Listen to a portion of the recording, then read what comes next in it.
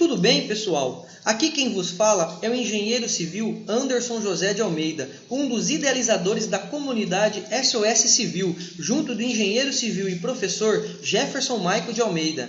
Venho fazer um convite a você, engenheiro ou estudante de engenharia, para participar conosco da comunidade que vem crescendo a cada dia, a SOS Civil. E esse crescimento é devido à comunidade ser diferente de todas as outras, pois além de ter disponibilizado para os membros os grupos de WhatsApp, mais de 100 GB de conteúdos relacionados à engenharia civil, como livros, normas, apostilas, softwares, planilhas, revistas, cursos e outros mais, e também promover o network entre os profissionais de todas as regiões do Brasil, você irá encontrar videoaulas com resoluções de questões de concursos públicos, promovendo discussões e debates sobre o assunto. E para os estudantes, são disponibilizados videoaulas explicativas, ensinando as principais disciplinas do curso, como resistência dos materiais, teoria das estruturas, fundações, concreto armado e outras. Tudo isso por uma mensalidade de apenas R$10. Acesse o nosso site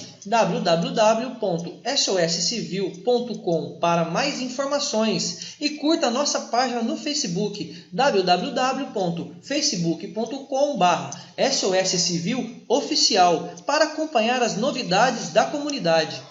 Ou entre em contato conosco pelo WhatsApp que se encontra na página. Seja um profissional ainda mais qualificado. Não fique de fora.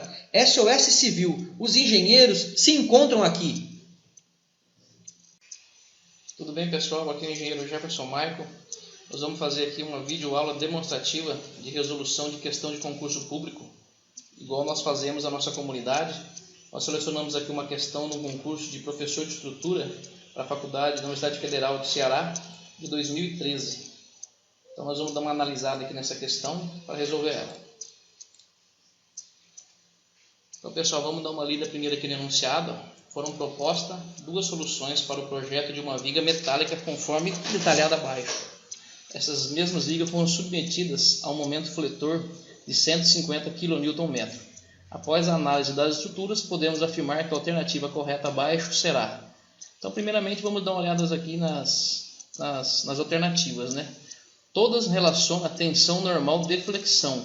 Ou seja, para a gente descobrir qual a alternativa correta, a gente primeiramente vai ter que calcular as tensões normal nas duas seções separadas, né? Para depois verificar a resposta correta. Para a gente calcular essa tensão normal de flexão, nós precisamos primeiro descobrir qual tipo de flexão que está ocorrendo nesse enunciado aqui, né? Nesse exemplo. Então, nós sabemos que existe 4 tipos de flexões. Nós aqui nesse tipo de videoaula de resolução de concurso, nós não vamos ficar aqui explicando todas as flexões, né? Não é o objetivo. O objetivo é resolver a questão o mais rápido possível, de um jeito fácil, para que todo mundo possa entender. A parte de explicação de matéria é feita nos nossos vídeos, né? De videoaulas das matérias específicas, que também é colocado na comunidade à disposição de todos os membros.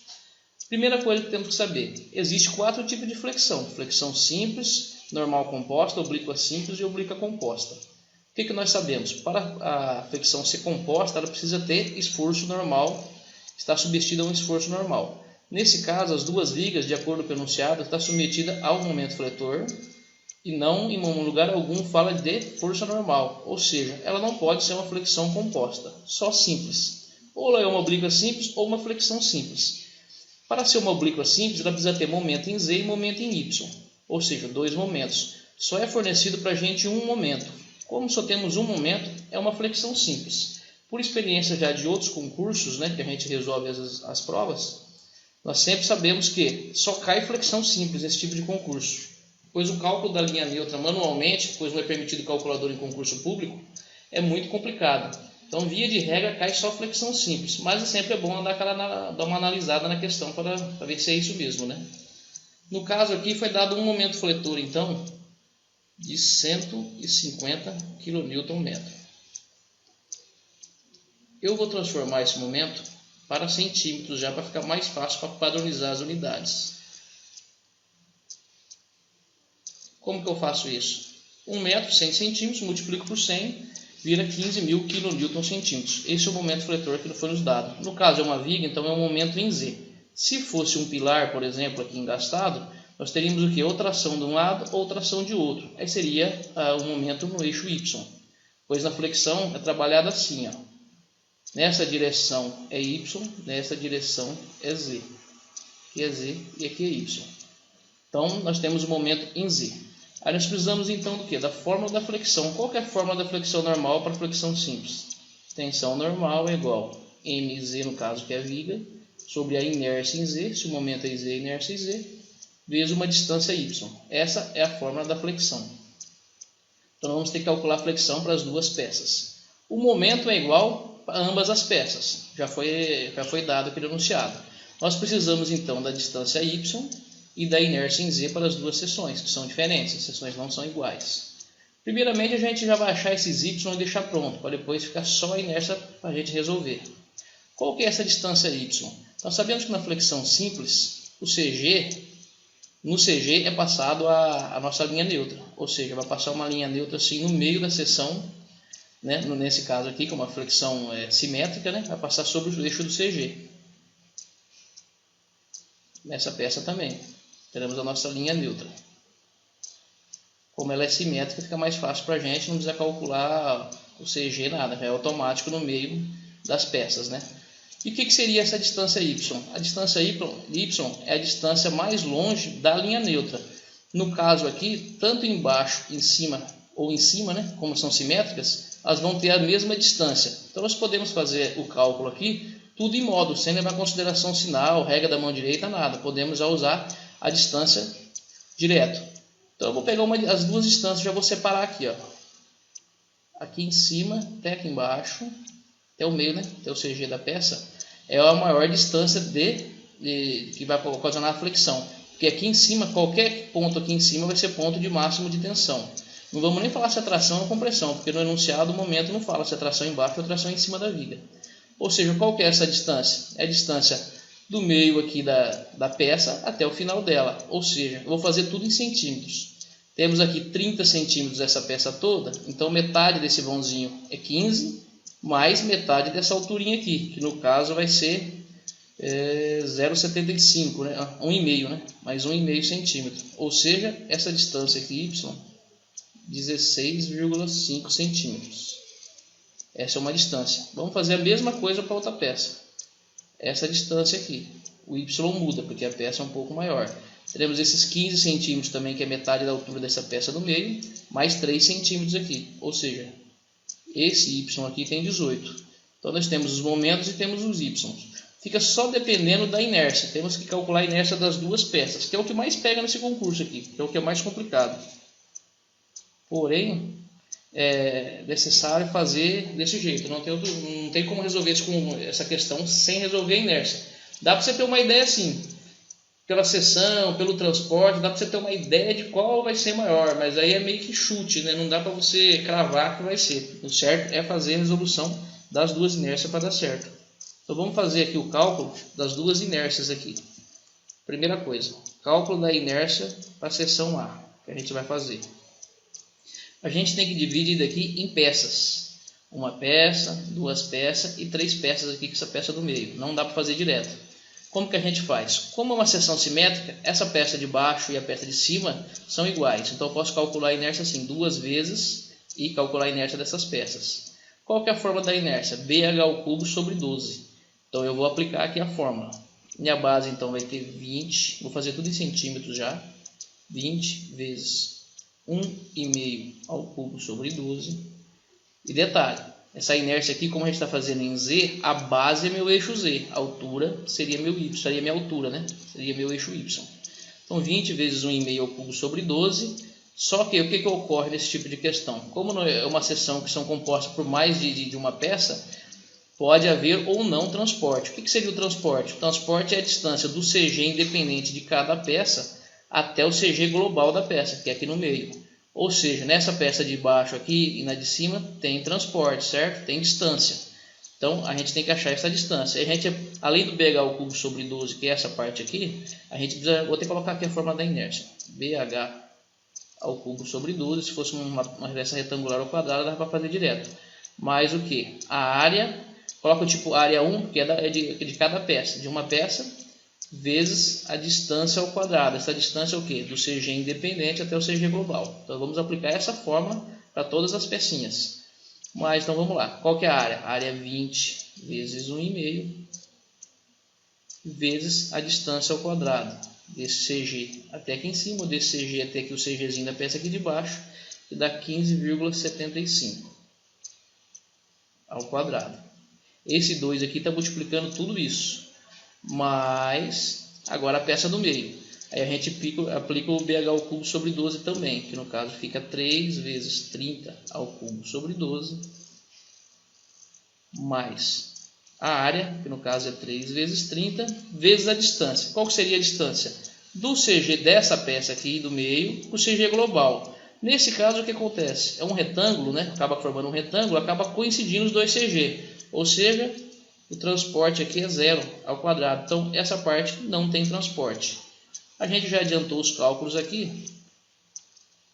Essa inércia dessa peça A, ela acaba dando 21.645 centímetros a quarta. Aí nós devemos também calcular então a inércia para a peça B. Nós podemos falar, se a inércia em B for maior, então ela já vai ser menor tensão. Nesse caso não, se não dá para cravar ainda antes, no final vai ser, mas não dá para cravar antes. Por quê? Porque as distâncias Y são diferentes. Então vamos calcular agora a inércia para a segunda peça. Vamos lá, mesma coisa. Como é uma peça simétrica, temos duas peças iguais aqui, vamos fazer duas vezes a inércia dessa pecinha independente. Duas vezes, aí vamos lá, 20 vezes 3 ao cubo sobre 12, mais a área, que no caso é 20 vezes 3, vezes a distância ao quadrado. Qual que é a distância? Do meio até o CGzinho dessa peça aqui, que fica no meio desse eixo aqui. Ou seja, 15 mais 1,5, 16,5 ao quadrado. Tudo isso multiplicado por 2, mais 20 vezes... Ou 20 não. Perdão, aqui vamos mexer.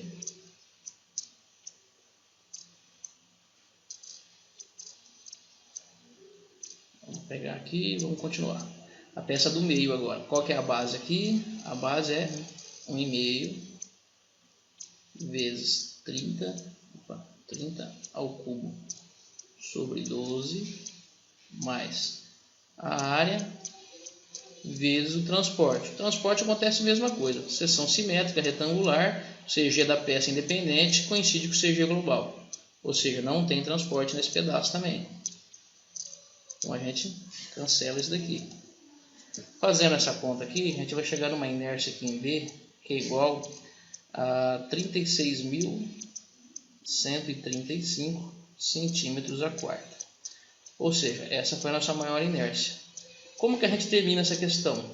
Aplicando essa fórmula aqui em cima, a fórmula da tensão normal. É só a gente substituir esses valores. Tipo, a tensão aqui em A seria o momento, que no caso é 15.000, que eu transformei, dividido pela inércia que eu calculei,